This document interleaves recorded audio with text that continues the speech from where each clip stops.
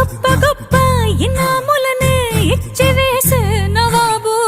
నన్ను మాత్రం చిన్ని చిన్ని ముద్దులడిగే గురువు